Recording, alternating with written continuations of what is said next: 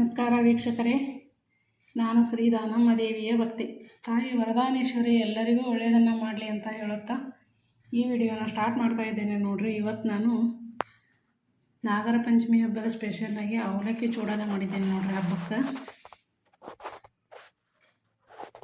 ಅವಲಕ್ಕಿ ಚೂಡ ತುಂಬ ಟೇಸ್ಟಿಯಾಗಿ ಬಂದವ್ರಿ.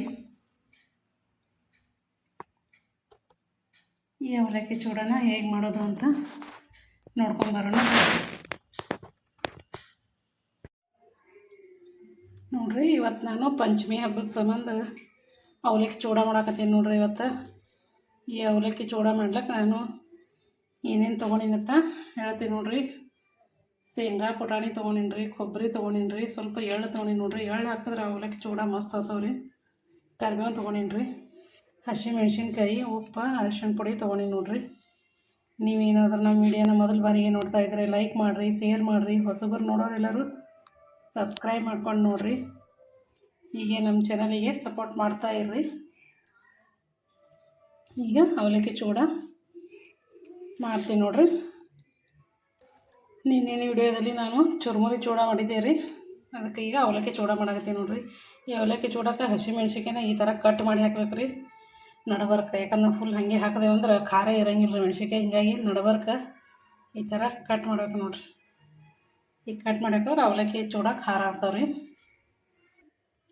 ಈಗ ನೋಡ್ರಿ, ಗ್ಯಾಸ್ ಮೇಲೆ ಎಣ್ಣೆ ಕಾಯಕ್ಕಿಟ್ಟಿನಿ ರೀ. ಈಗ ಇದಕ್ಕೆ ಮೊದಲು ಜೀರಿಗೆ ಸಾಸಿವೆನ ಹಾಕ್ತೀನಿ. ನೋಡ್ರಿ,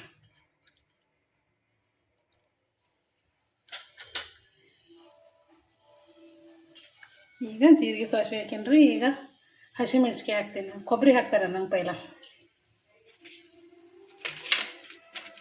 ಕೊಬ್ಬರಿನ ಚೆಂದಾಗಿ ಕರಿಬೇಕ್ರಿ ಅವನ್ನ.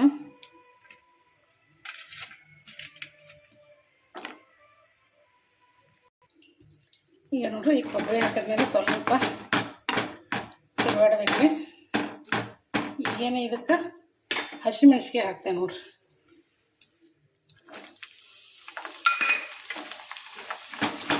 ಸ್ವಲ್ಪ ಫ್ರೈ ಮಾಡ್ತೀನಿ ತಿರುಗಾಡ್ದಿಂದ.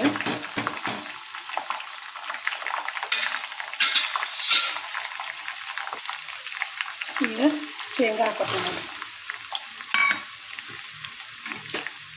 ಹಾಗೆ ಪುಟಾಣಿನೂ ಹಾಕ್ತೀನಿ. ಸ್ವಲ್ಪ ಕರಿಬೇವು ಹಾಕ್ತೀನಿ ರೀ. ಈಗ ಇದನ್ನೆಲ್ಲ ತಿರುಗಾಡ್ತೀನಿ. ನೋಡಿ,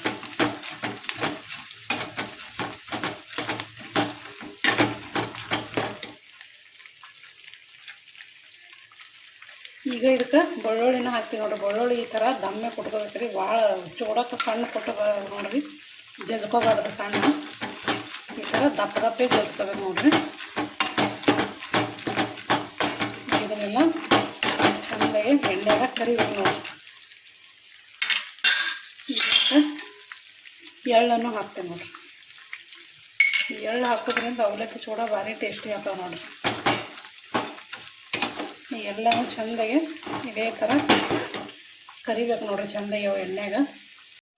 ಇದು ಇನ್ನೂ ಸ್ವಲ್ಪ ಹೊತ್ತು ಹೀಗೆ ಫ್ರೈ ಮಾಡ್ಕೊತಾರೆ, ಯಾಕಂದ್ರೆ ಇನ್ನೂ ಕರೆದಿಲ್ಲ ರೀ ಅವು.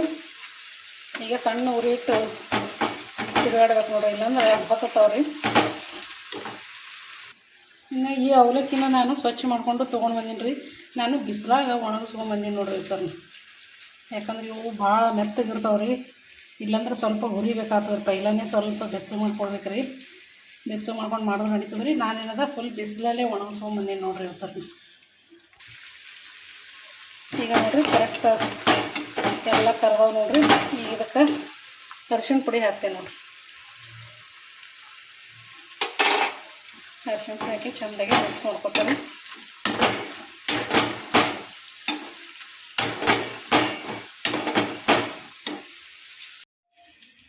ಈಗ ನೋಡಿರಿ, ಇದಕ್ಕೊಂದು ಸ್ವಲ್ಪ ನಾನು ಈ ಜೀರಿಗೆ ಪುಡಿನ ಹಾಕ್ತಾಯಿದ್ದೆ. ನೋಡಿರಿ, ಅವಲಕ್ಕಿ ಚೂಡ ಆಗಲಿ ಚುರುಮುರಿ ಚೂಡ ಆಗಲಿ ಈ ಜೀರಿಗೆ ಪುಡಿ ಹಾಕಿದ್ರೆ ಟೇಸ್ಟಿ ಭಾರಿ. ನೋಡಿರಿ, ಸ್ವಾದ ಭಾಳ ಆಗ್ತದೆ ಚೂಡ. ಹೀಗಾಗಿ ಜೀರಿಗೆ ಪುಡಿನ ಹಾಕಿದ್ದೇನೆ ರೀ. ಈಗ ಉಪ್ಪು ಹಾಕ್ತೇನೆ. ನೋಡಿರಿ,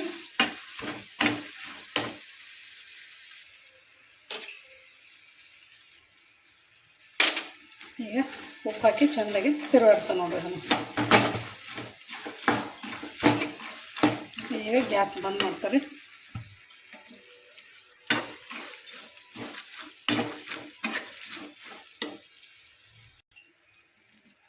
ಈಗ ಇದನ್ನು ಈ ಅವಲಕ್ಕಿ ಮೇಲೆ ಹಾಕೋತೀನಿ ನೋಡಿರಿ. ಈಗ ಚೆಂದಾಗೆ ತಿರುಗಾಡ್ತೇನೆ ರೀ. ಈಗ ನೋಡಿ ಈ ಥರ ಚೆಂದಾಗಿ ಮಿಕ್ಸ್ ಮಾಡ್ಕೋಬೇಕು ನೋಡಿರಿ.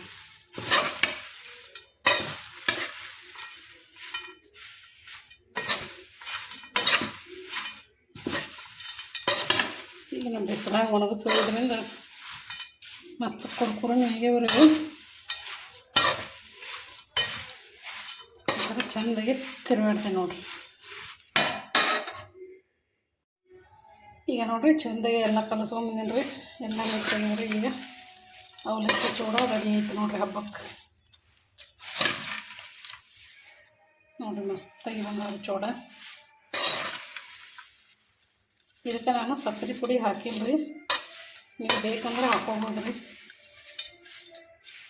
ಜಾಸ್ತಿ ಇದಕ್ಕೆ ಸಕ್ಕರೆ ಪುಡಿ ಹಾಕಲಿಲ್ಲ ಅಂದ್ರೆ ಟೇಸ್ಟ್ ಆಗ್ತದೆ ರೀ. ಹೀಗಾಗಿ ನಾನು ಸಕ್ಕರೆ ಪುಡಿ ಹಾಕಿಲ್ಲ ನೋಡಿರಿ ಇದಕ್ಕೆ. ಈಗ ಇದನ್ನು ಬೇರೆ ಒಂದು ಬುಟ್ಟಿಗೆ ಸರ್ವ್ ಮಾಡ್ತೀನಿ ನೋಡಿರಿ. ನೋಡಿರಿ ಈ ಬುಟ್ಟಿಗೆ ನಾನು ಅವಲಕ್ಕಿ ಚೂಡನ್ನು ಸರ್ವ್ ಮಾಡಿದ್ದೇನೆ. ನಾನು ಮಾಡಿರೋ ಈ ಅವಲಕ್ಕಿ ಚೂಡನ್ನು ನಿಮಗೆ ಇಷ್ಟ ಆಯ್ತು ಅನ್ಕೋತೀನಿ ರೀ. ಇಷ್ಟ ಆಗಿದ್ದರೆ ಲೈಕ್ ಮಾಡಿರಿ. ಹೀಗೆ ನಮ್ಮ ಚಾನಲ್ಗೆ ಸಪೋರ್ಟ್ ಮಾಡ್ತಾಯಿರ್ರಿ.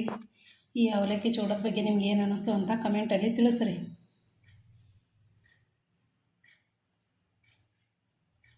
ಸೂಪರಾಗಿ ಬಂದದ ನೋಡ್ರಿ ಅವಲಕ್ಕಿ ಚೂಡ. ಬಾಯಾಗೂ ಟೇಸ್ಟಿ ಭಾರಿ ಆಗ್ಯಾವ್ರಿ.